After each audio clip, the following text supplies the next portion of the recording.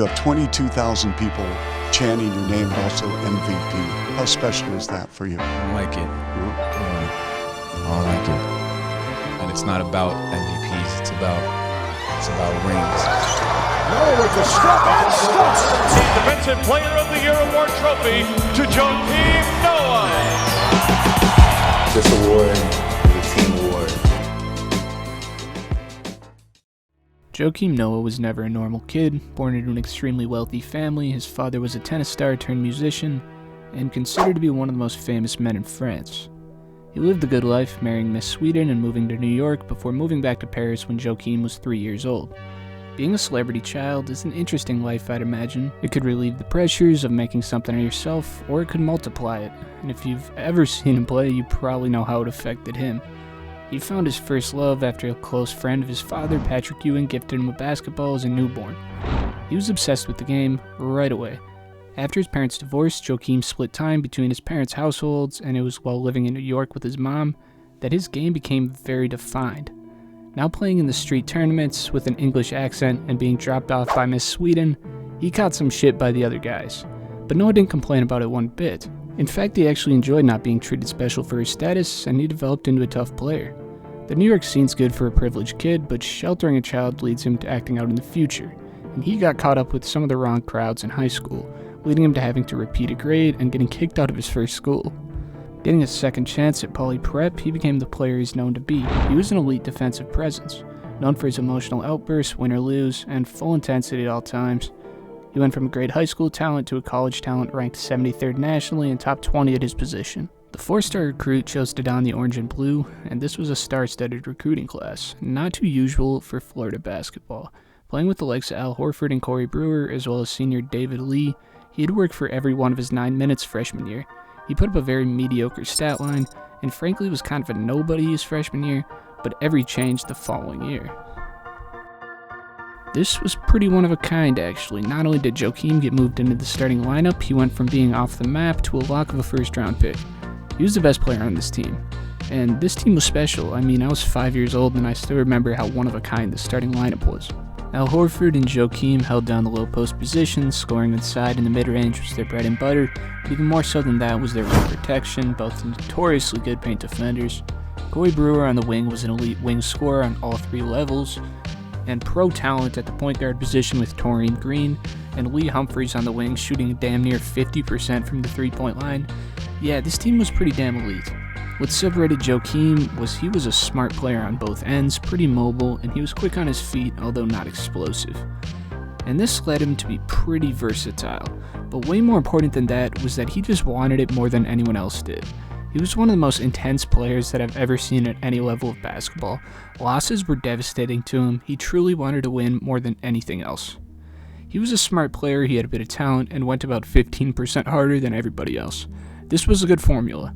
He led the team in points at 14 a game and blocks at an impressive 2.5 in just 24 minutes per contest. They ran through the season with rather few hiccups. When one guy underperformed, others picked up, and grittier teams like this are less prone to random bad games. They went into the tourney at 27-6, and it wasn't too hard. Only one game was within 10 points, and boom boom, national champs.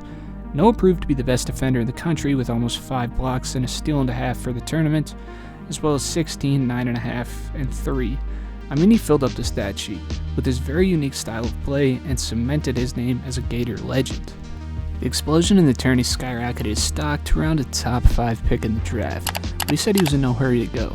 They ran it back with the same starting 5 and continued to run it up. Joakim again proved to be a defensive anchor, even among the defensive anchors in the starting lineup. No doubt the best defender in the country. I mean, he held the best big in the country and Greg Oden to 7 points in their matchup. They steamrolled to a repeat and a 35-3 finish, closing the door on one of the better college resumes in recent history. The Joakim hype had slowed down a tad bit after his sophomore tourney explosion, but he was no doubt going in the lottery. Valid concerns of his game were in his lack of strength and the ability to translate to the NBA's defensive game, questionable mobility, maturity, and a lack of any go-to scoring moves or skills. Or I guess just basketball skill in general. He fell a bit in the draft to the 9 spot, landing him in Chicago around the Ben Gordon, Kirk Heinrich, and Luol Deng Bulls. They were tough the last year at 49-33, but flipped the script this year, finishing 33 and 49. There were some issues on this team, and Joakim played a hand in that. His production was nothing crazy, although his defense translated pretty well to the NBA's game, but his emotion tended to get the best of him. He admits to not being used to losing before, and he wasn't able to handle it. He lashed out at a coach and nearly physically assaulted him in anger after the shaky start to the season. It was frustrating, I'm sure. He played an inconsistent role on the team, and outside of his hustle plays, he didn't affect the game too much at all. This incident led to his own teammates unanimously voting to suspend him from the team. This was a message to Noah, which I'm sure he wasn't fond of. He served his one-game suspension before Ben Wallace told him the next day at practice that they decided to have him sit another. The Bulls proceeded to get 50-balled by the Magic and seemingly didn't give two fucks about the game, joking around in the locker room after the ass whooping. Joakim snapped at them and they embarrassed themselves and turned around and laughed at it like it never happened. He was right, and they listened to what he was saying and realized that Joakim was a little more than just another hothead. The team finished very bad, of course, but this was very, very good. This led to the Bulls grabbing the number 1 pick in the lottery with a 1.7% chance. Probably rigged, but whatever, I guess. And grabbed their hometown boy Derrick Rose, and this basically marked the revival of the Chicago Bulls. He was the future cornerstone, obviously, and they had some tough pieces on the wing still, and Joakim took on a slightly larger role, but the year after was the one in which he cemented himself as the center of the future for this team. He upped his production to double digits for the first time in the scoring and rebounding departments. He was still rather unskilled at this time, and offensively he really hadn't developed into much, but he fit into the system very well, being a good pick and roll guy and a great defensive anchor. He had some very unique talents that made him pretty indispensable, the most obvious being his elite IQ on the floor. Offensively, he seemed to put himself in the right positions to score even with his rather limited skill set, and he made the right passes on time and on target all the time. Defensively, however, his IQ was on a whole nother level. He was a top-tier big on that end of the floor, undoubtedly. He picked apart offenses brilliantly. His mobility allowed him to be also very switchy. 3s through 5s were pretty much a lock for the guy, and in the 2010s we know how valuable that proved to be. The next year was the Bulls' year. Joakim ran into the injury bug through much of this year, but the emergence of MVP Rose led them to the best record regardless. They ran through the playoffs to meet the Heat in their first Eastern Conference Finals as a Big Three, and this was the first time Joakim got a taste of mainstream attention. The Bulls were clearly outmatched talent-wise, losing 4-1, but they stuck to what got them there in the first place. So it was a hard-fought series on both ends. Emotions flared throughout the series, and this sparked one of the biggest conference rivalries in recent history. The next year marked the torn ACL for Rose and a full 1.5-year recovery. Everyone has made a video on this, we all know the story, yada yada yada. But this year let Joakim Noah shine into a star in a strange way. This was the first year that he was selected to an all-star team and his defense developed, and he was still the same energy guy, contesting shots, switching screens, helping around the basket, all of it.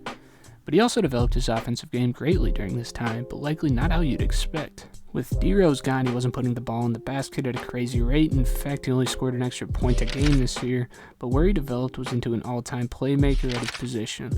4 assists a game at the center position is crazy, especially with their slow pace of play. Playmaking from the 5 spot made them a damn tough guard, with shooters like Deng, Heinrich, and Bellinelli, and the emerging Jimmy Butler as a great cutter. They matched up once again with the Big Three, in which they had no shot. But matchups with these two teams always managed to be memorable. Joakim had no problem going at the guys with his ruthless emotion, creating a real villain role for himself for many fans. He was polarizing for sure. The Bulls got knocked out 4-1 in a series that felt much longer than it was, but the next season was another major step up for Joakim. 2013-2014 was the year that he became an undeniable star. This was one of the most unique seasons in NBA history. At 12 points a game, he was one of the most dominating forces in the NBA. Yeah, you don't hear that too often. A player dominating the game who's not a scoring threat at all. Weirdly enough, he was a defensive force who didn't block a ton of shots either. He was very good at what he was good at. He was the best pick and roll defender in the league by a mile. He was extraordinarily versatile and fit into pretty much any defense you could throw him into. In the 2013-2014 season, saw him as the best passing big probably ever before Nikola Jokic at 5.4 assists a game. It's hard to describe just how good he was. I mean, he led the league at 6.6 defensive win shares and at a great BPM of 5.3. He was elite as fuck in a way that the stat sheet really didn't appreciate. I mean, he was 4th in MVP voting, scoring 12 points a game. That just sounds too weird to be true. This unfortunately ended in a first-round exit, and Joakim essentially fell off the map after this, reaching his heights, and then production dipped greatly. The next year, he hit the injury bug pretty hard, and it derailed his career from that point out. He caught a stupid payday from the Knicks a couple years later, which is pretty funny, but unfortunately he did very little after his historic regular season run in the 2014 season. Yeah, Joakim Noah was greatly undervalued and underestimated for most of his career.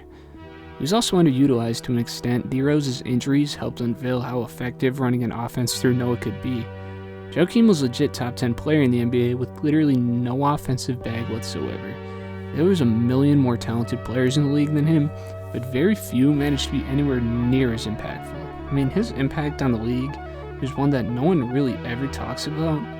But before this wave of positionless basketball, there was a dude with a man bun in Chicago who helped pioneer it. That's gonna do it for the video. Thanks for watching. Peace out.